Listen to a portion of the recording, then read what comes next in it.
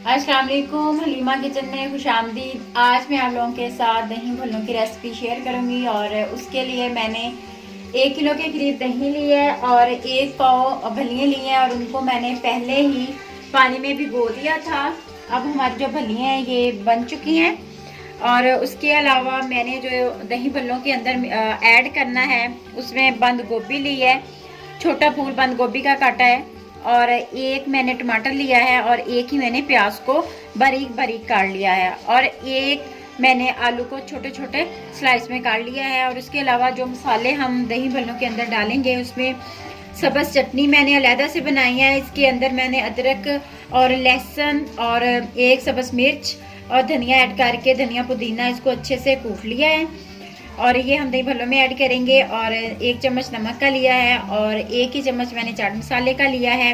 थोड़ा सा मैंने पिसा हुआ मसाला लिया है, गरम मसाला लिया है और 1 चम्मच मैंने साबुत ज़ीरा लिया है। अब बनाना स्टार्ट करें। सबसे पहले हम इसके अंदर सब्ज़ चटनी जो मैंने बनाई है वो ऐड करके मिक्स करते हैं। इसको अच्छे से मिक्स कर लेना।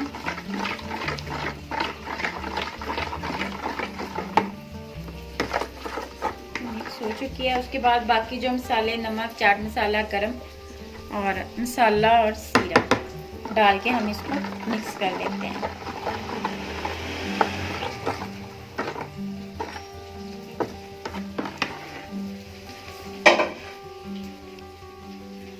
इसके बाद हम इसके अंदर प्याज,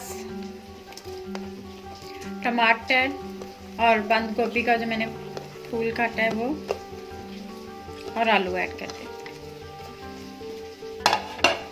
और इनको अच्छे से मिक्स कर लेते हैं।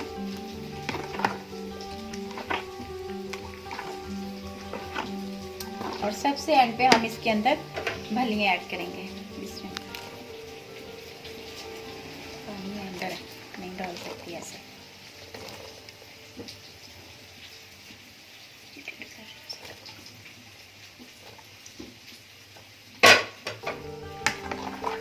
अब हम इसको मिक्स कर लेते हैं।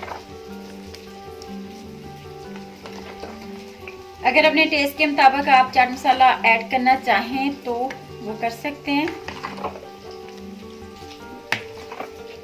हमारे लजीज मज़ेदार दही भल्ले जो हैं वो बनके रेडी हो गए हैं।